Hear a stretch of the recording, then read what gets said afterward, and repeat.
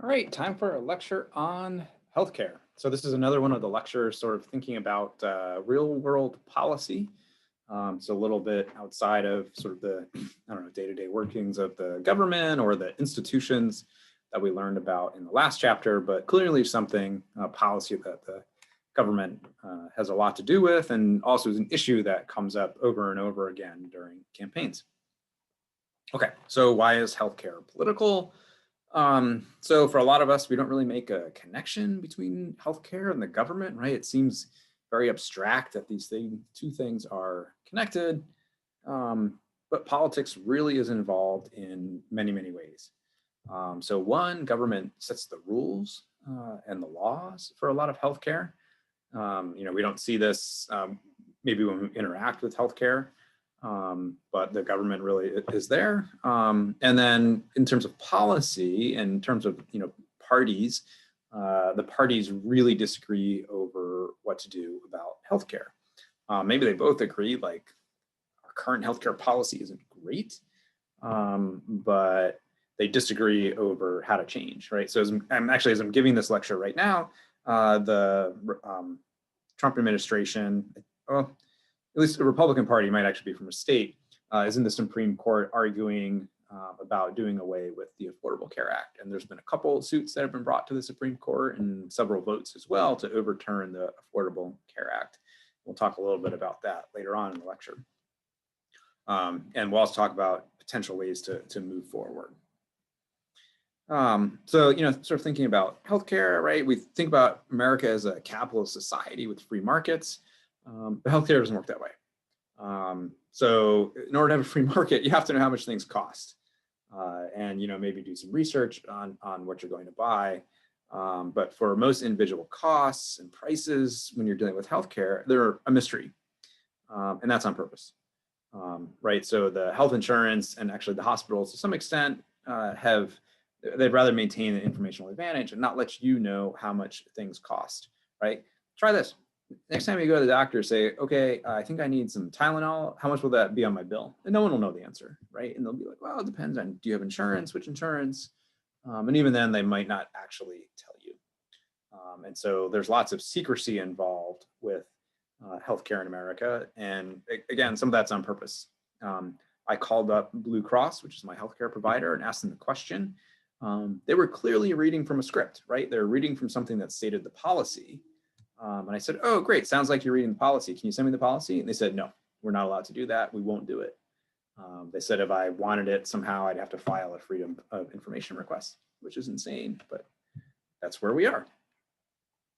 Okay, so how does healthcare work? Here's a bit of a primer. So one thing to remember is healthcare and insurance are two different things that go together. So you want to be healthy, but your insurance, I don't know, I guess they prefer you be healthy and not use the insurance, but are, I don't know, mildly indifferent, I guess.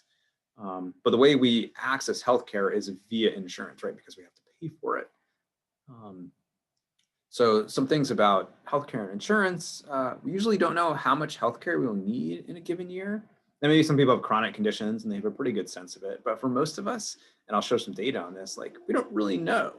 For a lot of us, we might only go to the doctor once in a year, or maybe not at all. So we don't really know how much healthcare we're going to need in a given year. And so the way insurance works is it spreads the risk around. So healthy people pay for sick people.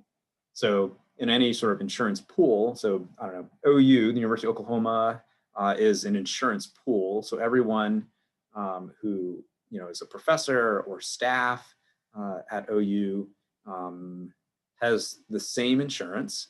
Well, has two choices for insurance, but we're all in the same insurance pool. So that means is the healthy people at OU pay for the sick people at OU by paying into this insurance pool. And it sounds like, oh, that's not fair, but like over the course of your lifetime, you're going to potentially move from the healthy pool to the sick pool. And so when you're sick, you want a bunch of healthy people that will pay for you.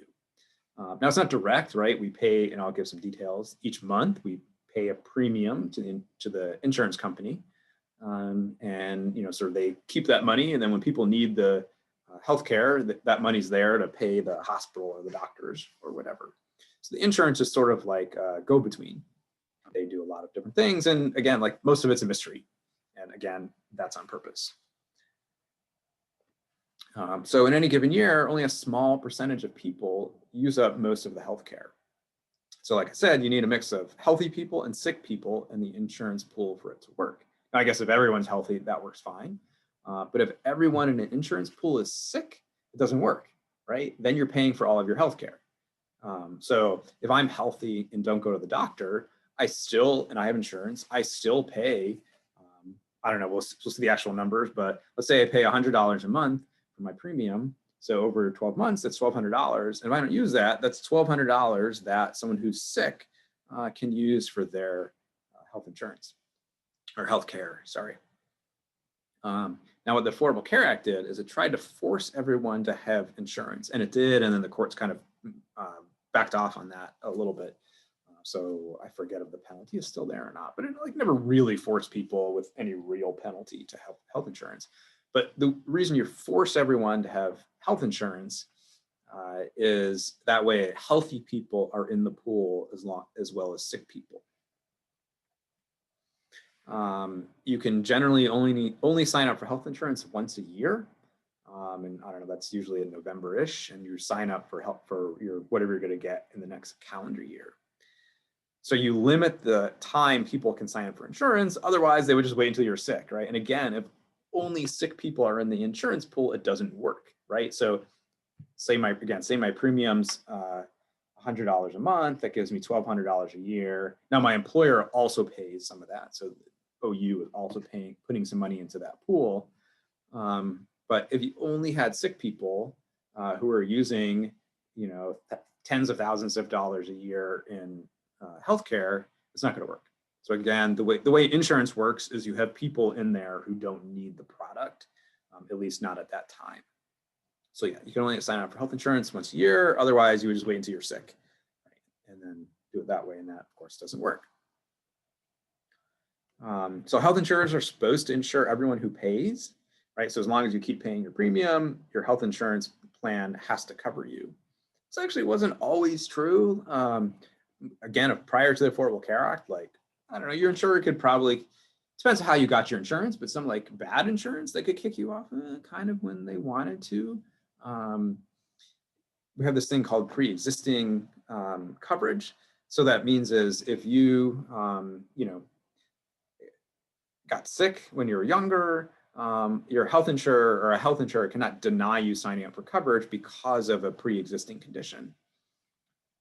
So they used to be able to do that or charge you like way more, right? Like, oh, this person tends to get sick a lot. Let's charge them a lot more. Like from a business standpoint, that works, but it doesn't work from a standpoint from being healthy.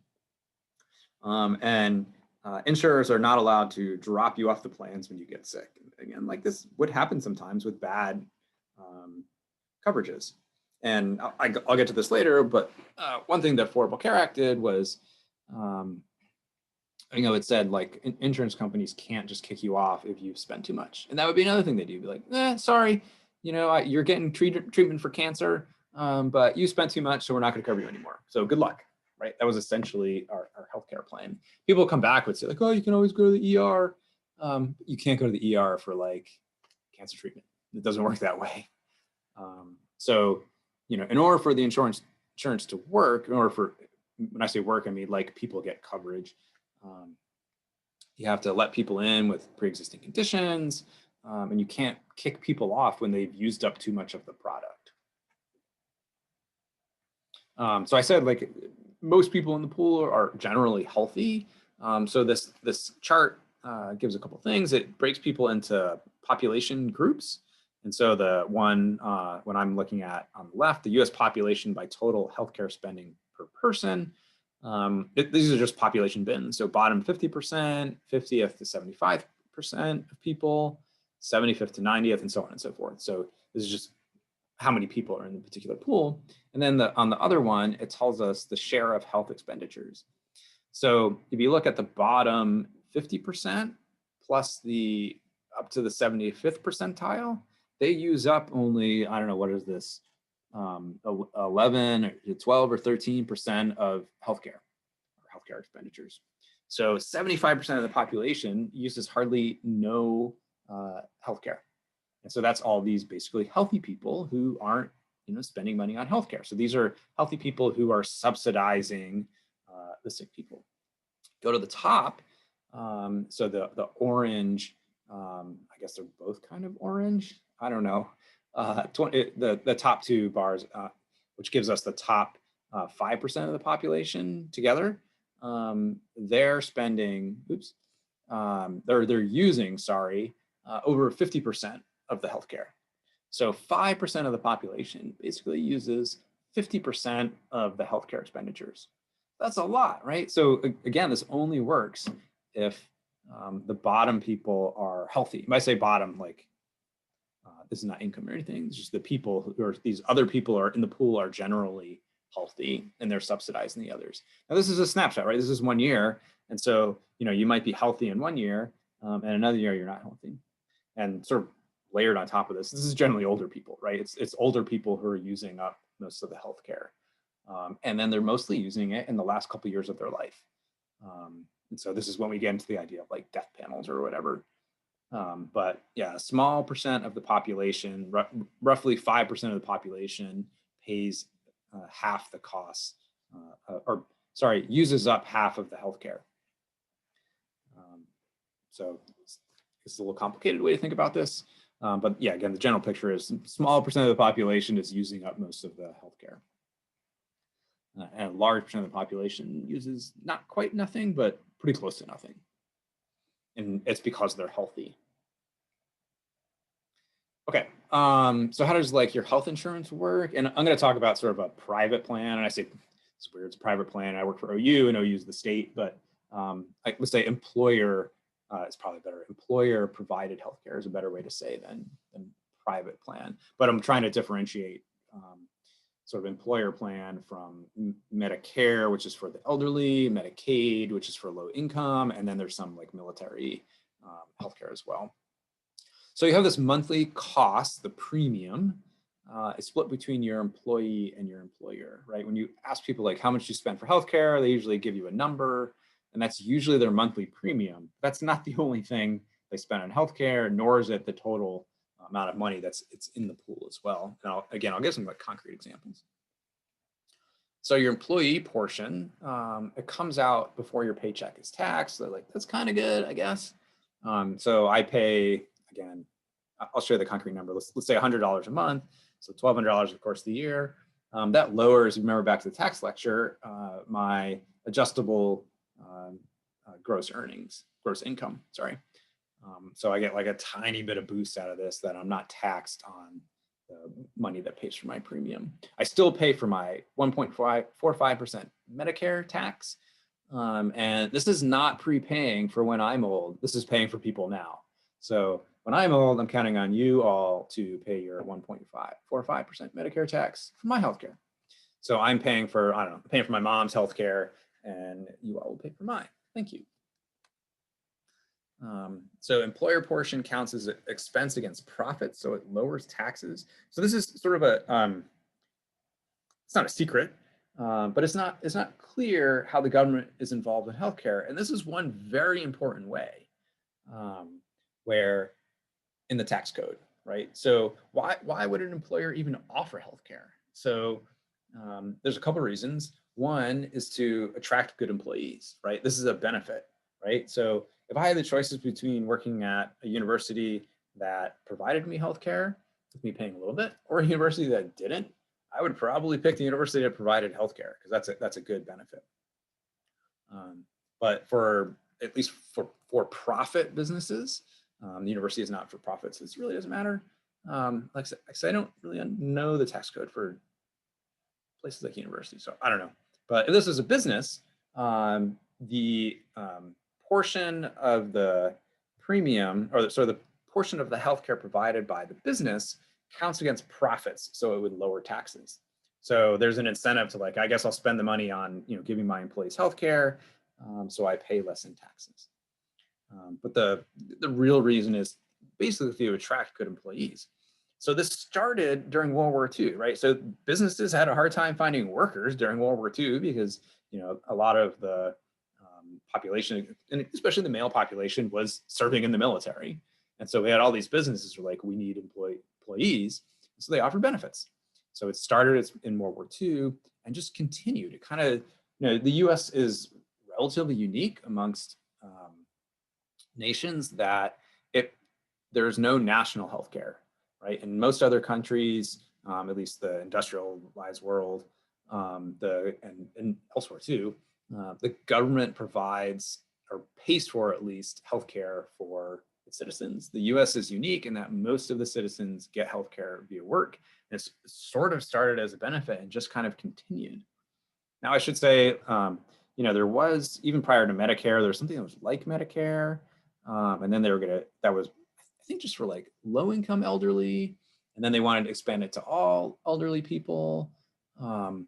And this was seen as like, this is socialized medicine, this is communist, right? I can show you letters that people wrote their members of Congress during when Medicare was put in, arguing against it. So we've always had this fight of like, well, the government does this, it's socialism. Like, I don't know, maybe. But if you've ever used your healthcare, usually you don't like it. So again, you pay a little bit and your employer pays usually more. It depends on your job, I guess. So this is all these numbers here. This is actually the current rate chart for OU. So there's a couple things here. There's two kinds of plans, and I'll talk really briefly about the one that's labeled HSA. That's a high deductible plan. An HSA is a health savings account. Health savings account, if you have a high deductible plan, okay, so high deductible plan means you pay a very little bit each month, but if you actually have to use your health insurance, you pay a lot. And so the high deductible plans, I guess, are pretty good if you're healthy, if you're just insuring against a big risk. So if you don't think you're going to use your health insurance, high deductible plan is probably a pretty good option. You can see the employee share in that gray column under HSA is pretty low. Okay. If you have this high deductible plan, the government allows you to save tax dollars in a savings account pre-tax, but you have to use those on healthcare things. Now, there's also a flexible spending account, which you can use really with any healthcare plan, but the health savings account is only for high deductible plans, and you can save that money over the course of your lifetime. So if you have money in this account, health savings account at the end of the year, you can roll it over to the next year and forever. So it enables you to save a whole bunch of money for healthcare that you might use when you're old. Okay. That's probably more than I wanted to say about high deductible plans, but that's the thing. So those are good. Like if you're pretty healthy and don't think you have to use your insurance, that's a good one to pick. If you're not healthy, I would pick the other one. Okay, so this other one is PPO. Actually, I have no idea what PPO stands for. So this is the other thing about healthcare. It's like they use all these acronyms, all these terms that like, I don't know what they mean. And I'm giving a lecture on this, right? It's not my specialty. I should know what PPO means, I guess. Price option, I don't know. Well, you don't really have many options. Okay, so what OU does, and actually this is a little unique, and they've changed this for next year, is they give 5 tiers of how much you pay based off of your income. And so the tier 1 is for people who make $30,000 or below. 2 is 30 to almost 42,000. You can see the tiers. So as you make more money, you pay a higher monthly premium for your health insurance. Now the total cost is the same. If you look at the rate column, you'll see that's the total amount that OU pays per person for healthcare, and the employer share and the OU share differ depending on how much money you make. Okay, so we'll go in this tier 4. This is where most professors are, $60,000 to almost $100,000. There's a couple different plans. So there's employee only. So if it's just you who works for OU and you don't have any kids, or you're either not married or your spouse gets healthcare through his or her work, you can get employee only. You can have a plan that's employee and children. So I have the employee and children because actually, my wife works for OU, but she's on a separate healthcare plan. I'm not going to get into that. It just makes me angry. But so I play the employee and children. You can have employee and spouse, or employee and your entire family. And you can see basically as you add more people to the plan, it costs more. The one place where you can sort of come out ahead is if you have a lot of kids. So the employee and children plan costs the same if you have 1 kid or 10 kids. So that's, you sort of come out ahead there, I guess. Although kids are way more expensive. Like, you shouldn't have more kids just to like, I got to deal with my healthcare, because you'll not come out ahead.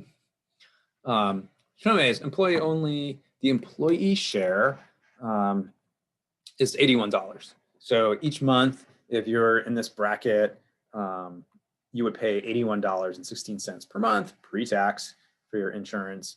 And then OU pays into this like pool of money, $459. And then the total cost to insure one person is $540.96. So each per month. So per month, that's the amount of money. So this OU share is like kind of hidden. It used to be much more hidden. I think since the Affordable Care Act, maybe actually before that, businesses, employers have to be more upfront about this. We also get a letter each year that says our total compensation from the university, and that includes our salary plus all these benefits. So anyways, this is the first part of insurance, is you pay a monthly premium and your employee pays part of that. And then you have the total rate, but like, you kind of only care about how much you pay, right? Like, I don't care how much OU pays and what the total amount is. I only care in that if healthcare was cheaper and OU could spend less money on insurance, maybe I would make more money in my paycheck. So one argument for having the government provide healthcare, so the federal government provide healthcare, is your employer wouldn't have to. If your employer isn't spending that money on healthcare, maybe they'll pay you more. They don't have to, but maybe. So that's like one, I think actually like a fairly like conservative Republican argument for government healthcare is you might make more money, but employers don't have to pay you that money. Anyways, you don't have to look at this one too closely, but they changed these tiers, and basically I think everyone pays more under these new tiers. So we've collapsed from 5 tiers to 3 tiers. So before, if you were in that $60,000 range here, you were paying $81, and now you're in the top tier and paying $151. So that's almost double that you're paying. So if you really pay close attention to this, both the rates went up and then amount people. So the total cost, I think, for OU for insurance went up. So you have to charge more, right? So this rate column goes up. But the amount individuals have to pay also went up. And I'm not sure if it's proportional or not. But anyways, people are pretty upset about this because if you were in this bottom tier, you're only paying $32 a month for health insurance. That's that's really good. You're not making a lot of money and you can't afford a lot, but you're not having to pay a ton. But now if you're in the bottom tier, it's $54. So that's a non-trivial increase. Okay, so those are the rates. I'm never gonna ask like what are the dollar amounts for these things, but this something to take home from the slide is the employer pays some, that's the OU share, and the employee pays some, the employee share, and then there's a total rate per month. So that's kind of important to know. And then as you add people to it, it costs more. All right. What else? Okay, so in addition to this monthly rates, and this is the monthly part, there's the deductible. So you don't just pay your monthly rate and you're like, okay, that's it, my healthcare is taken care of. You still have to pay, right? That's like the premium is like just getting you in the door.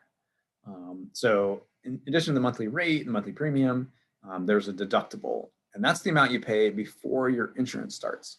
So you pay your premium, but that actually doesn't count for the deductible. Say I go to the doctor, and the doctor's like, all right, it's $500. I pay $500. No insurance kicks in. It depends a little bit on what I go to the doctor for. Like sometimes insurance does like routine things the doctor covers sometimes, or insurance covers. Again, this is why it's so complicated. but you have to meet your deductible before your insurance starts. And then actually the insurance still doesn't cover everything. But we'll get there. So monthly premium, and then a deductible. And then once your insurance starts, so once you meet your deductible, and I'll show you some numbers in a second, then you pay for percentage of the cost for healthcare.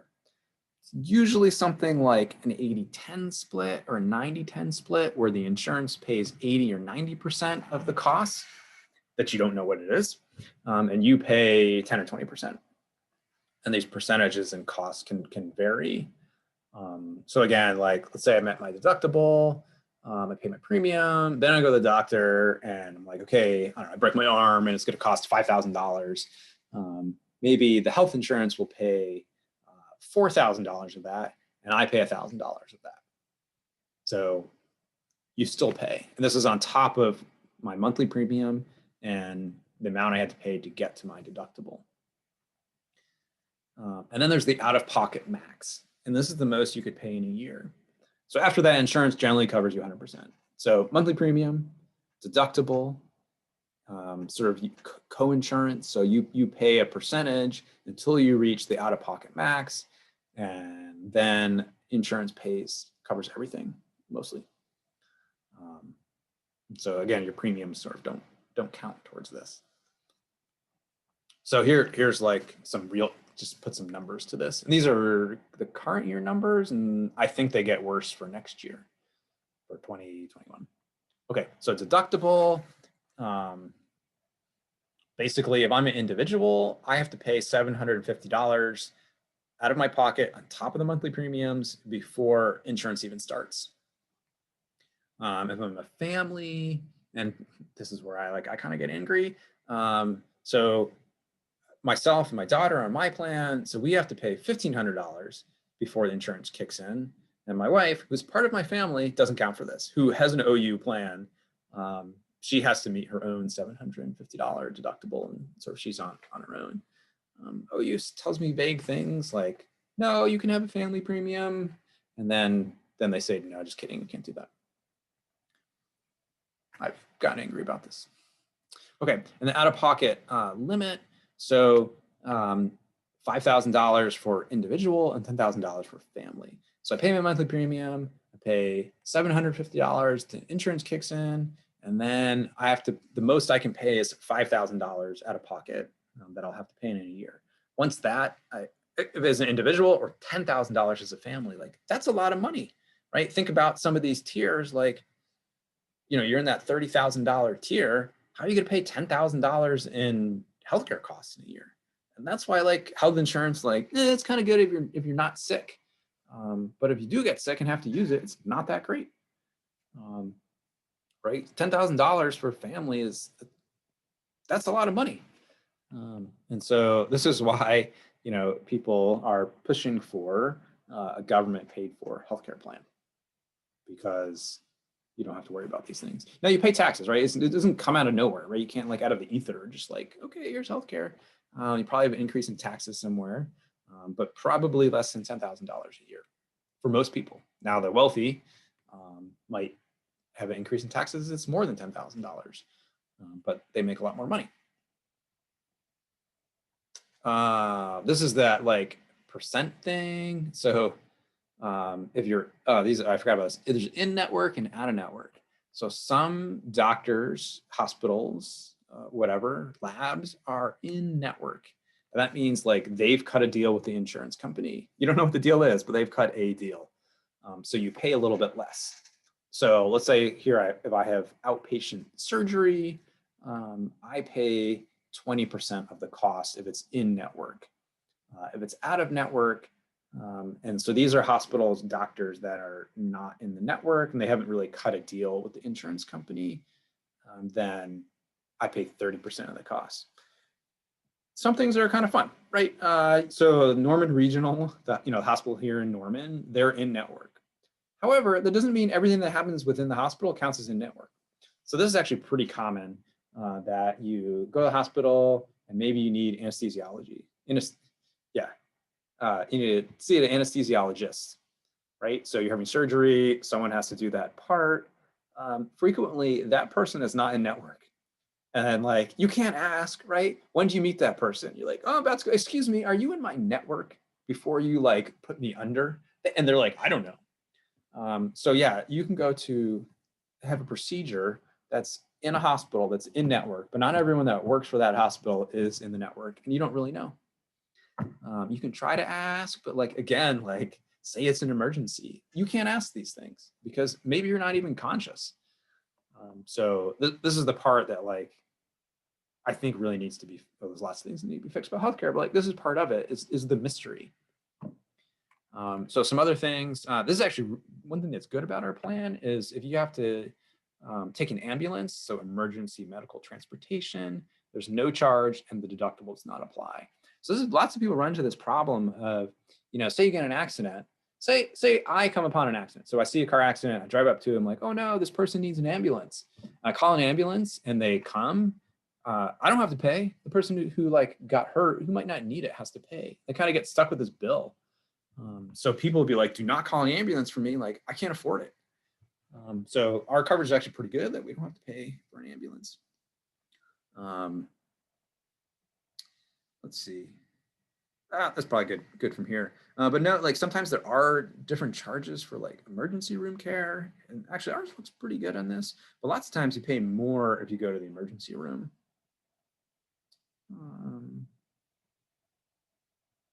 Yeah, that's good from this, but you can look at it.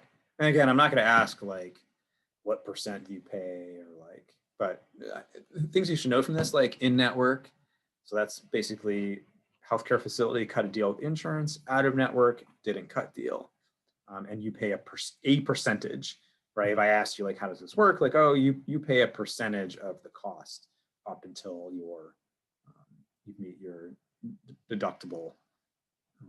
No, sorry. Well, sometimes. And again, this is why it's confusing. But you pay a percentage of the cost until you meet your out-of-pocket max, and then you don't pay. Okay, so how much does it cost really? So for routine things, you can maybe look at the plan and find how much it costs, but even then it's like pretty hard. Lots of times, again, these things are secret. Like you can call and maybe they'll tell you, like, oh, can I see a list? And you're like, no, we're not. We have one, but we won't share it with you. And by law, they don't have to. Okay. So for non-routine or for emergency events, it's really hard to know how much it's going to cost. So it's not the same thing as like you get your car fixed and you're like, well, what's wrong? You're like, well, it's brakes, and brakes cost. I actually have no idea how much brakes cost, but like they give you a price and that's how much it is. For like emergencies, you don't know, right? The doctor's like, well, I don't know. Let me cut you open and see what's going on in there, and then I'll give you a price, right? That's not how it works. And so you really just don't know how much things cost. So prices can vary for the same procedure, the same hospital, depending on your insurance, or if you have insurance. So usually, if you have insurance, things cost less than you pay the cash price. Almost always true, but like you don't know because you don't see the prices. So if I go to the Norman Regional and get some procedure done, I have Blue Cross. They've negotiated with the hospital how much it's going to cost already. I don't know how much, but like it's been negotiated. But a different person can go to the same hospital, see the same exact set of doctors and people, and pay a different amount because they have different insurance, and the insurance company, negotiated a different rate. Prices can vary for the same procedure at the same hospital for the same person, depending on if you go to the ER or a regular appointment. So yeah, if you go in through one door of the hospital, the ER, it might just cost you different than if you have a regular appointment and see like a quote unquote regular doctor. Just for fun, when you go to have a baby, you go into the ER. I'm like, I'm not paying ER prices. So like the dad mode kicks in really quick. You want to be super cheap about things. You turn down the thermostat. So yeah, like this literally matters. Like, do you go to the ER or do you see a doctor like somewhere else in the hospital or in a different building or something? Prices can vary for the same procedure at different hospitals for the same insurance. So this happened to us. We had to take our daughter to get a procedure done. She's fine. And actually we went to one hospital and like they couldn't do it because you need a toddler to sit still and she wouldn't do it. And it was one price. I got my money back because they also sometimes make you pay up front. right? You go in to get something done. They're like, yeah, you have to pay before this happens. So yeah, we took our daughter for a procedure and they're like, $750, pay now. You sometimes can pay later, but they really want it now. And then again, like they couldn't do it because she had to sit still and she wouldn't. So we went to another hospital, later on, and different price. And then we also got our bill like months later. That was the other thing. Like, how much does it cost? I don't know. We'll tell you in like 6 weeks. So some pay up front, some pay later. I have some tips for negotiating. If you have a high hospital bill that you can't pay, that you think is ridiculous, come in with a cash offer, like cash on the table, like literally walk into the billing office with cash and say like, this is what I have. Will you take all this? And they actually might strike you a deal on that, because if you don't pay your bill for a certain amount of time, it goes to collections, and the hospital sells that bill for pennies on the dollar. And so if they can do a little better than that, they might take your cash offer. So yeah, you can negotiate too. This is the crazy thing. Like your insurance can negotiate. If you pay cash, like you can negotiate, but you don't really know your start. All you know is the bill at the end. Yeah, hospitals don't have to tell you the prices or the costs. There are some exceptions, and I think this might change in 2021. That's more people will have to tell you the prices or the costs. But again, like lots of times you really can't shop around, right? Maybe you need to get X procedure done. You're like, okay, I can call different hospitals. Maybe they'll tell me, but lots of times you see the doctor, like it's not routine. It's an emergency. Like you just have to go. You can't negotiate at that time. So again, you might think you're done paying for something, but the hospital can send you a bill later. This is called surprise billing, where you think you're done, but 6 weeks later, like here's a different bill. This happened when our daughter was born. Like you get all these bills, and you're like, okay, I paid them, and then like a month later, like, oh, here's another one. You owe us another $700. And again, it's usually the anesthesiologist, because they like work separate. I have no idea how within the hospital, right? Like you see a doctor at the hospital, you're like, oh, he works for the hospital. Like might not. They might have their own practice and they work at the hospital, but not for the hospital. And that's a whole nother layer that I don't really know about. I just know it goes on. Okay. Where do people get their health insurance? Oh, so first of all, so this is 2016. Most people, so how many people have health insurance? Most people do. And so in 2016, it was 91.2% had health insurance. 8.8% did not. I don't know if this is like citizens or non-citizens, because that always comes up in like healthcare, like, oh, what if non-citizens get it? I don't know, let them have healthcare. You go to like England and you get hurt and go to the doctor, like you're not a citizen, but they're like, look, it's really just too hard for us to figure out how to bill you. So like just leave, and they don't bill you. So most people have healthcare. This is post Affordable Care Act. Most people have what we call a private plan, but again, it's a little confusing. You think of it as an employer, probably employer plan. I work for OU. It's the state, but we consider this a private plan. So most people get their insurance through their employer. Some people have direct purchase through the exchange or the market. So say, you work for yourself, right? Like you're your own business. There's no employer to give you coverage. You have to get it somewhere, or maybe you don't work. So I think my family, there was a time when my father-in-law was retired, and he was actually on Medicare because he was old enough. But my mother-in-law was also retired, but not old enough for Medicare. So they had to buy insurance on the exchange. This would be this direct purchase, and it tends to be pretty expensive. And then over a third are on government plans. And this is mostly split between Medicare, which is government insurance for people over 65, and Medicaid, which is for low-income adults and children. And then there's some on military. I know very little about the military healthcare plans, other than there's always a push to fix them. I'm sure some of the students in the class or veterans know a lot more about that. And this is why I wish we could be face-to-face so I could ask, tell me about the veterans plans. But take home point, most people get their insurance through work. And this is another reason why like people don't, if you said like, could you have healthcare that like you don't have to pay a monthly premium? People are like, yeah, I want that. But then like you change things, people don't like change. I think this last actually election indicated that. But especially changes about their healthcare, having to change their doctors. People don't like that. And so I think this is why we've seen some pushback against the Affordable Care Act is like, oh no, like turns out things actually change. Even if things are bad, people still might not want to change things. So most people get their healthcare at work. You know, there's a fear of if we switch to a government sponsored plan, like it's going to be really bad and they like their healthcare plan, even though they might not really like it. But if you're thinking about, you know, like, will the government provide healthcare? Think about for basically half the population, over half the population, that's going to be a big change for them.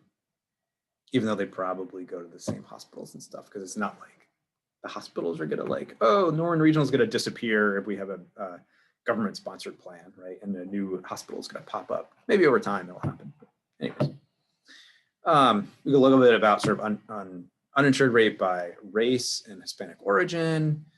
And it's probably about as you'd expect it to be, where whites have the lowest uninsurance rates and higher for Black and Hispanic. We've talked about this, I think, before when we talked about budget, but healthcare costs have like just gone up over time. And so this is a percentage of GDP, like how much money is spent on healthcare. And, you know, from 1987 through probably 2018 at the end here, it's gone up. So both the public share and the business or private share. So we spent a lot, right? So like the 18% of the like GDP, so sort of like 18% of the economy is healthcare in the US. So that's a lot. The government share of healthcare has gone up. So in 87 it was at 10%, and now, so basically, we missed the top here. I think I'm in the way. Basically 25% of the money the government spends is on healthcare. And that's gone up over time and projected to continue to go up into the future.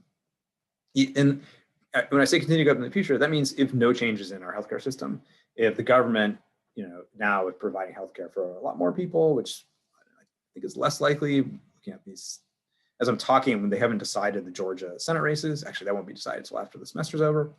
But I think it's unlikely in the next 2 years we see any major changes in healthcare based off of control of the government. We can look at two uninsured rates by age. So what this figure shows us is 4 different years. So 2013 is the light blue, through the dark blue is 2016. Gives us the percent of people who don't have insurance and the age they are. So we look here, so the uninsured rate for 18-year-olds, or maybe that's 19-year-olds, is pretty significantly higher than the age group just below it. And so, and that's especially true pre-Affordable Care Act. So in 2013, I don't know, 22% of 19-year-olds didn't have health insurance. That's for a couple of reasons. So one is if you're 19, you're an adult, I guess. And so you move off of your parents' health insurance for a lot. Prior to the Affordable Care Act, you could sometimes stay on your parents' health insurance if you were a full-time student, depends on the insurance. After the Affordable Care Act, you were allowed to stay on your parents' health insurance until you were 26. That's pretty, you know, much more than 19 or 18. So, and there's a reason for this. So a couple of reasons, like one, it's good, great. Like, you know, you could stay on your parents' health insurance. You're more likely to have health insurance if you don't have a job that comes with health insurance.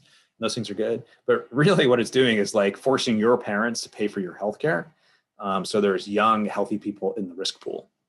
So there are more young people that use less of the insurance. It's mostly old people who use insurance or healthcare. So you like really, so it's kind of like a win-win, I guess. So for maybe your parents who have to pay for your health insurance until you're older. So we see in 2016, you know, sort of the percent that's not insured at this age is less than in 2013 or 2014. And this is because of the Affordable Care Act. So that used to be like sort of the peak age of people not having health insurance was 26. If we look at 65, this is when Medicare kicks in at 65. And then we see a general trend basically from 26 on, more people have health insurance. And this is because people are two reasons. One, people are getting jobs that come with benefits. So as you get older, you're more likely to have a job with benefits. And then you're more likely to need it, right? So you're, I don't know, young, healthy, you're like, I don't care if I have a job with health insurance. I probably, looking back, I think I probably had a year after college, before graduate school, with no health insurance, now that I think about it. So I was what, 23, something like that?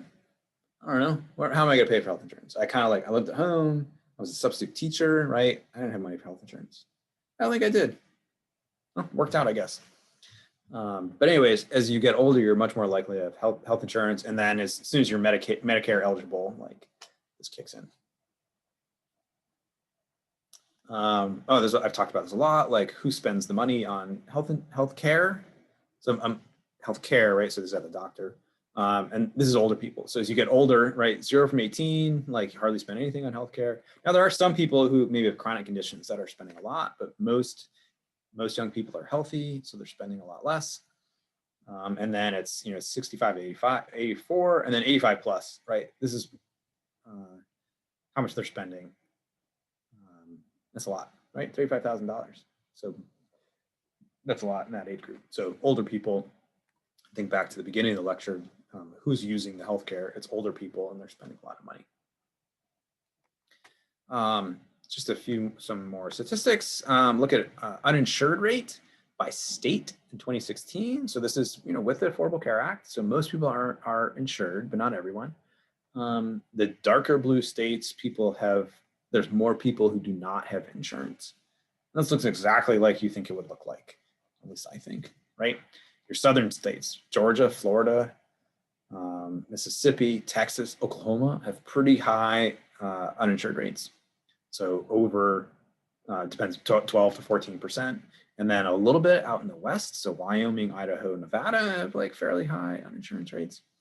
And why is this? So it's usually, it's not young people, sometimes young people, but it's people who make a lot of money, right? They don't have a job that gives them benefits, that have insurance, or they just can't afford it in some way. And so one thing the Affordable Care Act did is it expanded Medicaid. So this is health insurance for low-income people. And I think I have some statistics coming up, or some dollars on this, but basically Medicaid is for people who are low income and don't have insurance. But prior to Affordable Care Act, there was a dollar amount that like if you made over that, then you didn't qualify. And so the Affordable Care Act made that dollar amount higher. So, however, there was a Supreme Court ruling that says states don't have to participate in this. And so the states that adopted Medicaid expansion tend to have lower insurance rates.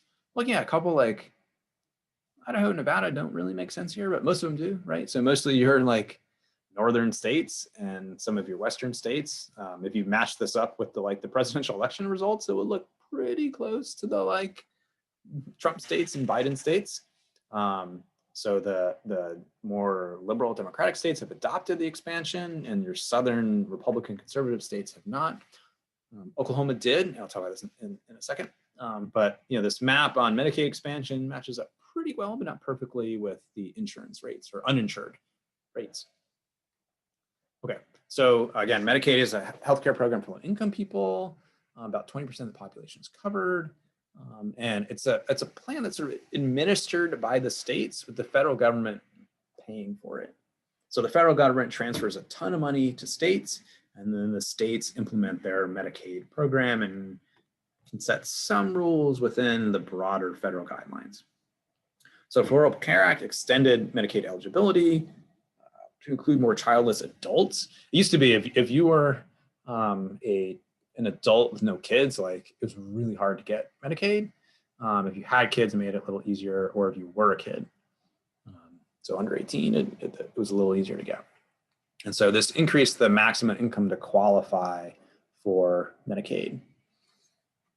As I said, the Supreme Court had actually the important Affordable Care Act ruling said Affordable Care Act can stay, but states don't have to participate in the Medicaid expansion. So some states did, and then over time, more picked it up. So Oklahoma just passed State Question 802 to accept the expansion. And how this works is the federal government pays basically 90% of the cost, and the state government pays 10%. With it, like an argument against accepting the Medicaid money is no guarantee that the government will continue to fund Medicaid in the future, and the state still has to come up with like 10%. Like this is a lot of money, like billion dollars. I don't know. It's a lot of money that the state will have to come up with. The state, I don't think the state will have to come up with a billion, but like the total amount. But it also means lots of federal money is coming into the state. And I forget if I talked about this in here, but like healthcare is like this like economic multiplier. So if you go to the hospital in Norman, hospital's pretty new. Some of you are from Norman, so you know this, but some of you don't. But like in the last like 5 years, I've seen all these businesses pop up around the hospital, right? So people go to the doctor and I don't know, they pay for healthcare, but like, oh, a lot of people work at the hospital. They need to eat at there's a Wendy's across the street or the McDonald's across the street. Oh, there's a CVS now in the corner because people have to fill their prescriptions. There's a bank across the street. So like this money comes in to pay for Medicaid, but it's a multiplier. So, you know, and Medicaid pays for nurses and doctors and these sorts of things. And then those people pay taxes. So the money like kind of comes back to the state anyways. So I don't know, I think from an economic perspective, it's a really good idea to take this money because it'll expand the economy. And then of course, from healthcare perspective, like people maybe will be healthier. That's actually like a little unclear, but economically, I think it's pretty good. Okay, so I've talked a lot about the Affordable Care Act, and actually I can't believe this was passed 10 years ago now.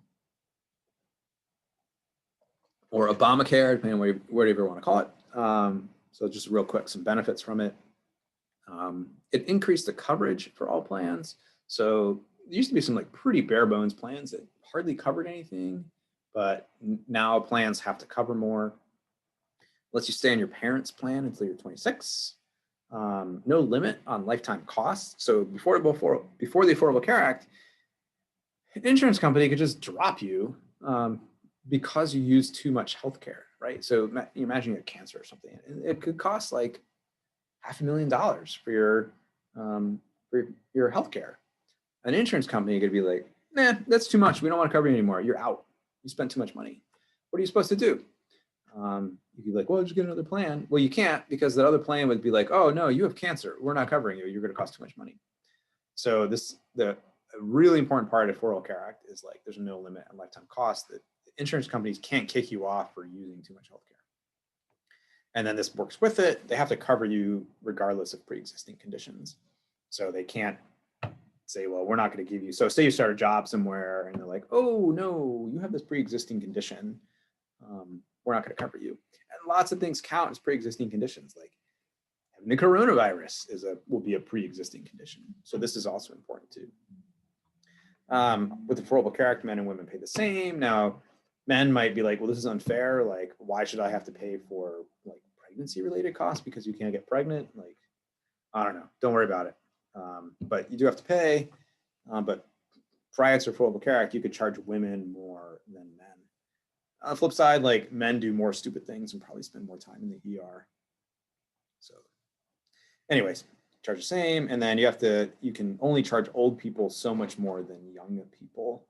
And so if you work at OU, if you're getting it from your employer, you pay the same no matter how old you are. But if you're buying like insurance off the exchange or like separately, insurance companies can charge you different rates, but only so much more if you're old compared to the young people. And again, it's because old people use more healthcare. We have this exchange thing, and I think I've talked about it already. Part of the exchange was supposed to be like, you could have more competition amongst insurance companies. And so if there was competition, you could shop around. And so, you might be able to be like, oh, this will be cheaper than another plan, but that's only like your upfront cost. It's really hard to calculate if you actually use your insurance. So those are benefits and drawbacks to Affordable Care Act. Like, yeah, the price for insurance went up. for a lot of plans, not for everyone, but for a lot of plans, the cost went up. Now, before the Affordable Care Act, costs also went up every year. But I'm not saying like Affordable Care Act had anything to do with this, but I think a lot of plans went up. And part of that is because insurance was forced to cover more things, right? So you could get these bare bones plans before, they hardly covered anything. So if you actually had to use it, you're out of luck. But insurance now is forced to cover more things, and then the price for insurance went up because of that. So there's no denying that. But there are another part of the Affordable Care Act is like if you had to buy your insurance on the exchange, depending on how much money you make, the government might subsidize how much it costs. So there are some subsidies. Yeah, right. Obama said if you like your doctor, you get to keep your doctor. Like that obviously wasn't true. But actually, this is also pretty normal. Like these things of in-network and out-of-network, it's always varied over time. OU, since I've been here 6 or 7 years, like sometimes we're Blue Cross, sometimes we're like some other company. So I don't know what the networks are. They probably change. So this change is like pretty constant. And then some places like there's few options, but again, that's also always been true. Maybe a little worse under the Affordable Care Act. Okay, I'll just go through this part quick. Public opinion on the Affordable Care Act. So at the beginning, it's kind of mixed. So blue is people who like it, red is people who don't. Beginning was kind of mixed, but in 2014, Affordable Care Act is very unpopular, and the Democrats, so it's Obamacare, they get crushed in the 2014 midterms. So because people didn't like it, the Republicans ran on it, and the Democrats get crushed. But later on, actually becomes kind of popular. Republicans run on repeal and replace, right? Let's get rid of the Affordable Care Act, and then they get crushed in the 2018 House elections. So I don't know. People didn't like it, and then they liked it. You can watch this video about John McCain, how he votes no on repealing the Affordable Care Act. It's really great.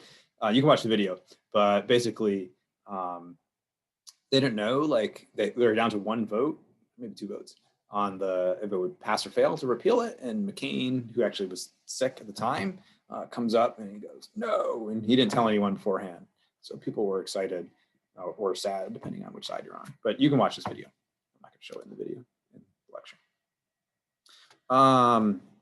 So we look at the public opinion broken down by party. Democrats tend to like the Affordable Care Act, with increasing liking the Affordable Care Act as time goes on. So basically, it's like once the Affordable Care Act gets implemented and people start using it, Democrats at least start to like it. So the favorables are on top here, and they increase like this pretty high, 80, 90%. And then part of this is like partisanship is built in, right? So the flip side is Republicans, pretty consistent unfavorable views of the Affordable Care Act. So the unfavorables are up top here. So Democrats increasing, Republicans pretty consistent, don't like the Affordable Care Act. And part of that is because it's Obama. I don't know. I don't show the data here, but if you break down the parts of the Affordable Care Act, like, do you like that, people can stay on their parents' healthcare until they're 26? People really like that part. Do you like the fact that if you have a pre-existing condition, you have to get health insurance? People like that part. They don't like any of the money parts, right? Like, oh, your healthcare went up. I don't like that. So the Affordable Care Act is terrible. But if you pull on like individual components of it, like most of the components, the benefits are liked, and the drawbacks, like costs, are not liked. Okay, so yeah, we pay a ton of money for healthcare in the US. This is per capita, higher than all these other countries. If you're paying more than Switzerland for something, you're paying probably a lot. Everything costs a lot in Switzerland, same with Germany. So out of these the OECD countries, yeah, OECD countries, we pay the most, more than twice the average. Why does it cost so much? Really inefficient. This insurance thing is totally inefficient, right? You have all these things you need to figure out about the insurance. There's paperwork, there's regulations, this, that, and the other thing. Get rid of the insurance, things will cost less, right? This is actually very get the bureaucracy out of healthcare and it'll probably cost less. Will it get us down to the average? Certainly not. Will it save us 10, 15%? Maybe, and that's a good start, if you want to cut costs. Drugs are expensive in the US. So in lots of other countries, the government sets prices. Actually, the government also sets prices, even if they don't have government paid for healthcare. Maybe they have a hybrid system or something, but the government sets the rates. So for the most part, the government doesn't set rates for how much drugs cost in the US, but they do in other countries. And so the US ends up subsidizing basically like the drugs for all these other countries. Also, big pharma makes a ton of money. So anyways, drugs are expensive because the government says, charge whatever you want for the most part. People in the healthcare system are just paid more in the US. So if you look at how much doctors and nurses make in the US compared to doctors and nurses in other countries, they get paid more. And it's not to say like they don't deserve it or don't work hard or anything, but doctors and nurses get paid more than doctors and nurses in other countries. Some doctors make a ton of money. Usually in states, you look at like state employee payrolls. So number one is football coach. Number two is frequently some surgeon who works for one of like the state hospitals or something. So again, not saying they're not deserving of the money, but like, why does healthcare cost so much? People make a lot of money in it. And then doctors actually have a pretty strong lobby to make sure non-doctors can't do things. So, you know, doctors can only do certain things. Like, are other people capable? Certainly. But they're not allowed to by regulations. Like, there's something nurses could do. Now, nurse practitioners are kind of in the middle, but doctors fight to limit the types of things non-doctors can do. This is similar, like dentists, right? You go to the dentist, right? It's the hygienist. Like, you can't, it would cost less to have a hygienist if the dentist wasn't there. And you can't just have like a hygienist clinic with no dentist. It's just not allowed because of regulations. So the dentist comes in at the end, he's like, yeah, you're good. And he makes more money than the hygienist, but that's the way it is. Doctors practice defensive medicine. They don't want to be sued. So they're like, insurance will cover it. Let's run all the tests.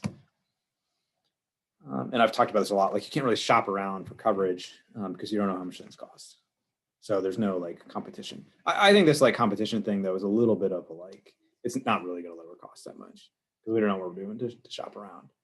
And frequently you can't. I think there might be like a state, maybe Texas or something, like it's easier to see prices and it doesn't really change anything. And people are going to talk about limits on how much you can sue doctors if they make mistakes, like tort reform or something. Some states actually have it and it hardly changes the cost at all. So doctors pay a lot in insurance against getting sued. So that's another kind of insurance because they get sued, it might be for a lot of money. But changing those laws like tends to not really change things that much, at least in terms of healthcare costs. We have a very expensive healthcare system. What do we get out of it? Not living longer. So like the other countries pay a lot less in healthcare and have healthier outcomes.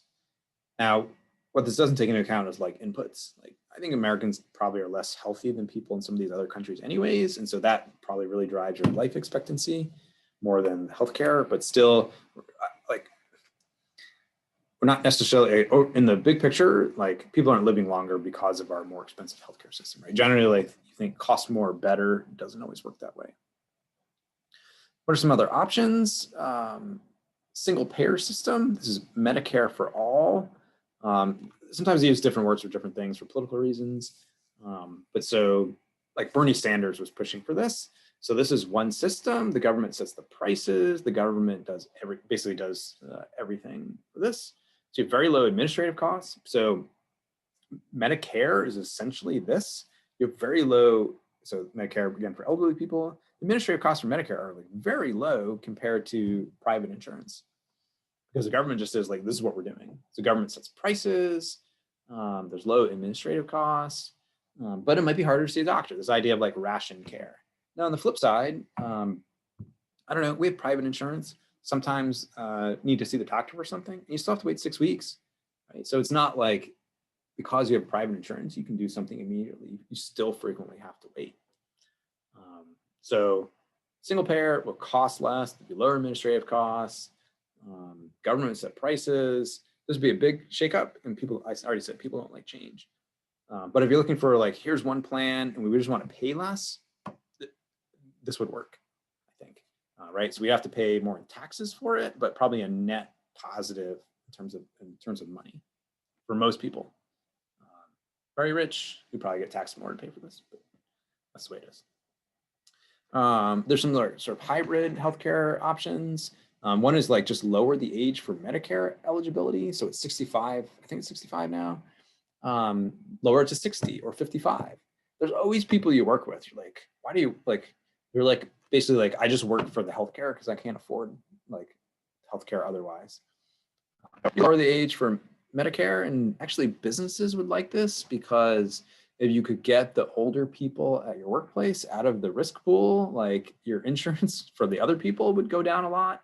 So one thing I've never understood is why businesses tend to be run by Republicans haven't fought more for government-sponsored healthcare.